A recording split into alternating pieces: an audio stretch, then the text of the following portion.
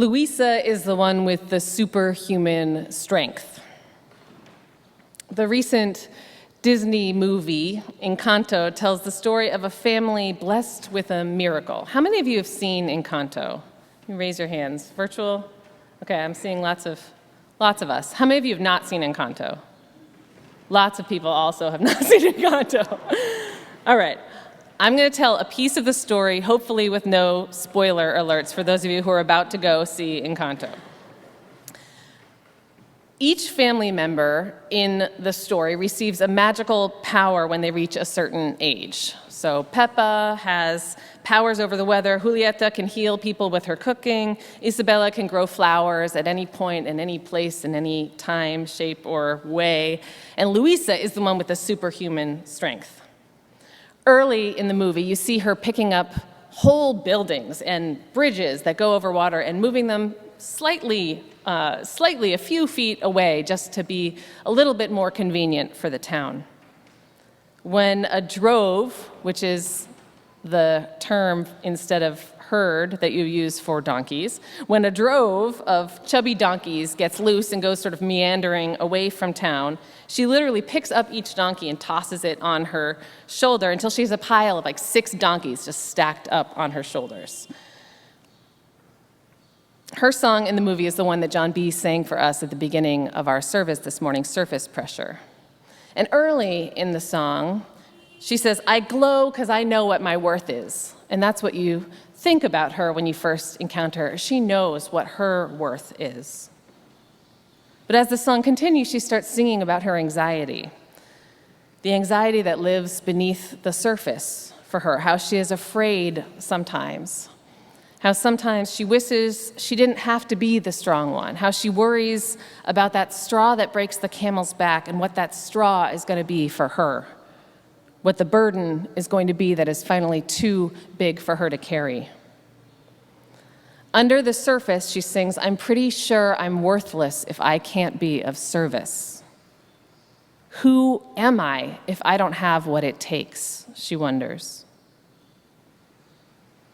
Can any of you resonate with that feeling? Feeling worthless if you're not of service, not knowing who you are if you don't have what it takes. My physical strength is nothing compared to Luisa's, although I have gotten pretty good at carrying my version of a chubby donkey, my 28-pound version of a chubby donkey around over the past year. For those of you who don't know, I have a baby who is a giant baby. I'm not physically that strong, but boy, do I feel her when she says, "I'm pretty sure I'm worthless if I can't be of service." Like her and like many of us, and maybe it's particularly those of us in helping professions, maybe it's particularly those of us who are socialized to be women, but I think many of us, regardless of our work or our identities, feel like a huge part of our identity is wrapped up in helping other people. I want to help. It matters to me to be like that. Who am I if I don't have what it takes, she says. She doesn't say, how will the work get done if I don't have what it takes? She says, who am I?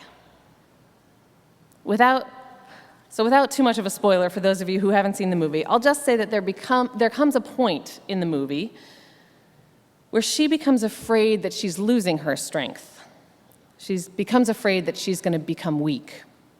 And she goes into a full-blown identity crisis. First, she tries to hide it, and then family members begin to notice that she's got an eye twitch that she can't stop and is going all night and all day. And eventually, she shares her fear that she's going to lose her strength, and she basically just collapses into a puddle of tears for a long time, for a lot of the movie. Who am I if I can't carry this burden? I'm pretty sure I'm worthless if I can't carry this burden. Luisa defines herself by her burden. And her burden is also her gift. It's the double-sided coin of superhuman strength that's really helpful to her community, and the crushing weight of expectations that she'll be able to handle every single burden thrown at her with no sweat and no mistakes. the burden which is also our gift. Today's service is called The Burden That Defines You. These burdens in our lives, which often, for many of us, are simultaneously our gifts, that we become so used to that our entire identity is entwined with them. Burdens that can come to define who we are. Do you have a burden like that in your life? Any of you have a burden like that or have had one at some point? Something that rules your mind. Maybe it's something that you are good at but depletes you, or it just throws you off balance. Maybe it's a way that you have learned to be in the world in order to stay safe, but it also cuts you off from connection and joy. Maybe it's an old story about yourself or an old pattern, and no matter how much you grow as a person, you can't seem to shake it off, even though you know it no longer serves you. When we carry a heavy burden for a long time, I mean like a physically heavy burden, it changes us, right? Our bodies can become unnecessarily twisted or misaligned. We can build uneven strength that can put too much pressure on our joints. We can find that some of our ligaments are stretched way too far where others stay way too tight. Carrying a heavy burden for a long time causes repetitive strain injuries or disc degeneration. It's not good for our bodies. And when we finally put the burden down, this physical burden, we can often still feel its impact for a long time afterwards, right? It can take a long time before we regain good posture again once we put it down. It can take a while before our strength evens out. It can take a while before we're good at stretching again or where we're not overextending anymore. Sometimes we just need to stop entirely and heal after we put the burden down. And sometimes our bodies are permanently changed from the time when we carried the burden. No matter what, often we'll just feel off balance for a while. And like Cassie said in the story about the monks early in our service, that sometimes the burdens our souls carry are much harder to shake off than the physical burdens, right? We can put down the woman, but putting down the fury about the woman is much harder. When our souls carry a heavy burden for a long time, even when we see the way that it might be injuring us, even when we're sick of how that burden makes us misaligned and uneven, even sometimes when we get a wake-up call that we're in the early stages of spiritual disc degeneration, it can be hard to lay those burdens down. And it's even harder to leave the burden laid down once we put it down, instead of picking it up or picking something just like it right back up again. Sometimes it can feel like retraining ourselves to live without the burden. Sometimes it can feel like healing is harder than just continuing to carry it forever. I think this is part of why addictions can be so hard to kick for those who are using, especially if those who are using the addiction as self-medication to cope with trauma or mental illness or chronic pain.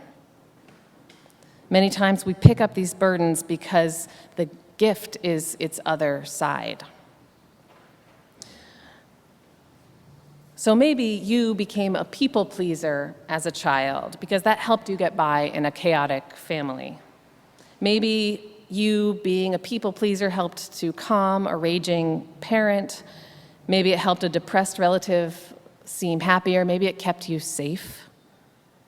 You learned early how to make people feel good, and people liked you for it. People wanted to be around you. People sought you out when they needed help.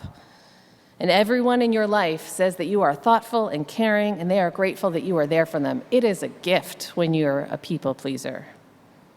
But in order to please everyone else, you had to push down your own needs, or you had to lose touch with your own needs. Maybe you began to feel that repetitive strain injury to your soul from putting yourself on the back burner over and over and over again. And maybe one day you realized that you wanted to put yourself on the front burner again. You wanted to be the one whose needs got met for once. You wanted to reclaim your inherent worth and dignity. You found that you were ready to change. But putting down a soul burden is so much easier said than done. After a lifetime of saying yes anytime anyone asks you for help, saying, sure, I can help with that, maybe you don't know how to say no. Maybe the panic that rises in you when you know you need to say no, but you know the person who's asking you doesn't want you to say no, maybe that panic is too hard, and so you just keep saying yes. Or maybe after a lifetime of putting your loved ones first, you find that your loved ones become enraged when you ask for your own needs to come first. Maybe the strain on those relationships as you try to change is just too hard, and without their support, you decide that it's easier to just keep carrying that burden that you know so well. When our soul carries a burden that can also be a gift, whether it's the burden of being a people pleaser or a workaholic, or whether you're carrying some old story about yourself that you're too serious or that you're not serious enough, or whether you're carrying the role of the family provider or the family nurturer, and honestly, even sometimes the burden of substance abuse, if it keeps your memories of trauma in a locked away place, when we carry a burden like this, we're often carrying it not just for ourselves, but sometimes for our whole family, sometimes for our whole communities. And without building new skills, without finding new strength in our lives, new flexibility, without creating new patterns, and without support from loved ones and new communities of support, we can't simply lay those burdens down. It's just too hard. And so many of us decide that we will carry the burden for just a little while longer, just until things feel a little bit easier. And then we wake up and find that we have been telling ourselves just a little while longer for years. Have any of you had those days? The poet Mary Oliver writes in her poem, The Journey, one day you finally knew what you had to do and began. Though the voices around you kept shouting their bad advice, though the whole house began to tremble and you felt that old tug at your ankles, mend my life, each voice cried. But you didn't stop. You knew what you had to do, though the wind pried with its stiff fingers at the very foundations, though their melancholy was terrible. It was already late enough, and a wild night, and the road full of fallen branches and stones, but little by little, as you left their voice behind, the stars began to burn through the sheet of clouds, and there was a new voice, which you slowly began to recognize as your own, that kept you company as you strode deeper and deeper into the world, determined to do the only thing you could do, determined to save the only life you could save.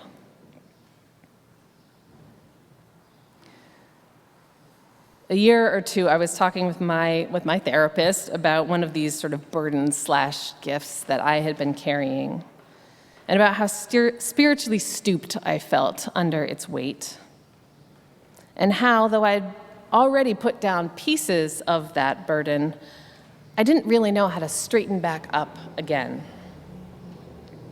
And my therapist said, if the part of you that's carrying this burden didn't have to carry it, what would this part want to do instead? If you didn't have to carry the burden, what would you want to do instead?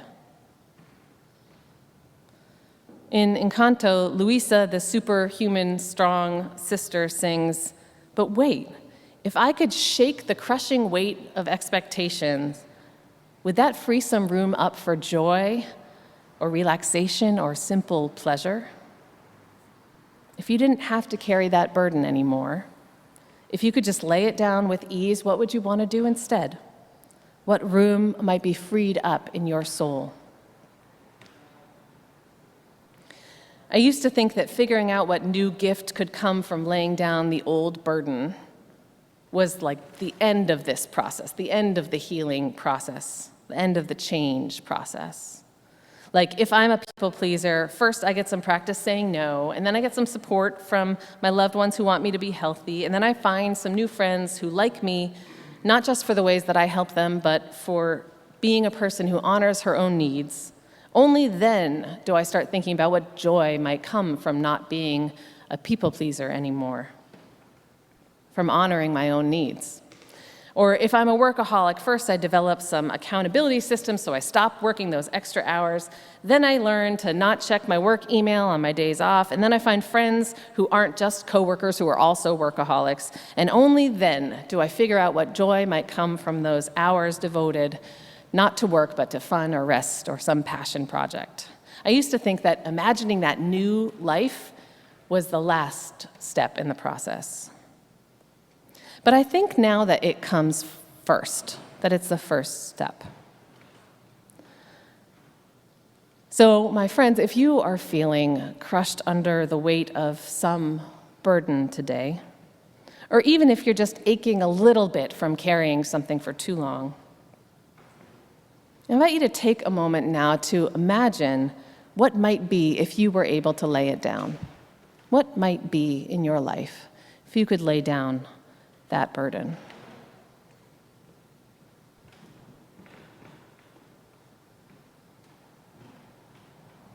If you could shake that weight, would that free some room up for joy in your life, or relaxation, or simple pleasure?